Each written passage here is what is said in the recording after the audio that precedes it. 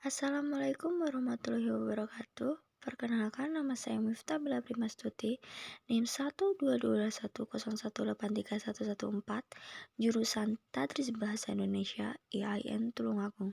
Di sini saya akan membahas tentang profil bahan ajar. Judul yang saya bahas adalah pengembangan cerita rakyat hikayat ke dalam bentuk cerpen. Keunggulannya adalah yang pertama, materi tersedia secara urut. Yang kedua, bahasa atau diksi-diksi yang digunakan dapat dimengerti dan dipahami dengan mudah. Yang ketiga, terdapat contoh yang mudah untuk dipahami. Dan yang keempat, terdapat ilustrasi atau gambar yang tersedia secara jelas dan menarik. Bentuk bahan ajar. Di sini saya menggunakan audiovisual berupa lembar belajar siswa atau LKS.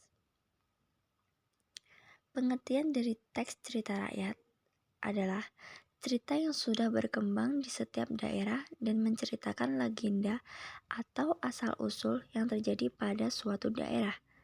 Cerita yang berasal dari suatu masyarakat dan berkembang dalam masyarakat.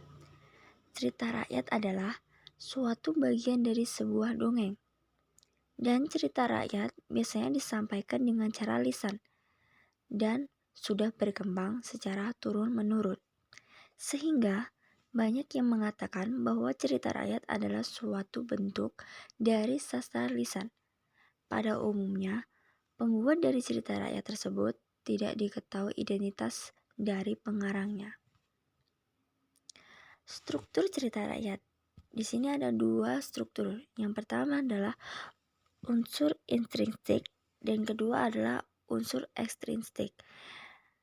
Unsur ekstrinsik terdiri dari tema, alur, latar, tokoh dan pendokohan, dan amanat. Ciri kebahasaan. Ciri kebahasaan hikayat. Dari segi kebahasaan hikayat mempunyai kebahasaan yaitu menggunakan bahasa Melayu klasik. Ciri bahasa yang dominan dalam hikayat adalah ditandai dengan penggunaan bahasa konjuksi atau kata penghubung, kata setiap awal kalimat seperti maka, ketika.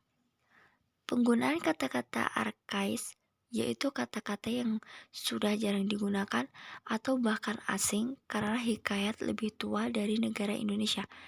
Contoh, beroleh, titah, buluh, mahligai, inang, upeti, dan bejana. Kompetensi dasar. Di sini menggunakan kompetensi dasar 3.8 yang berisi membandingkan nilai-nilai dan kebahasan cerita rakyat hikayat dan cerpen. Indikatornya adalah 3.8.1 mengidentifikasi karakteristik bahasa hikayat. 3.8.2 membandingkan bahasa dalam teks hikayat dengan bahasa cerpen. Kegiatannya adalah yang pertama, mengidentifikasi karakteristik bahasa hikayat, dan yang kedua, membandingkan bahasa dalam teks hikayat dengan bahasa cerpen. Rubrik penilaian. Yang pertama, instrumen penilaian. Kedua, instrumen lembar jurnal. Ketiga, instrumen soal uraian. Keempat, instrumen praktik. Sekian penjelasan dari saya. Bila ada salah kata mohon maaf. Wassalamualaikum warahmatullahi wabarakatuh.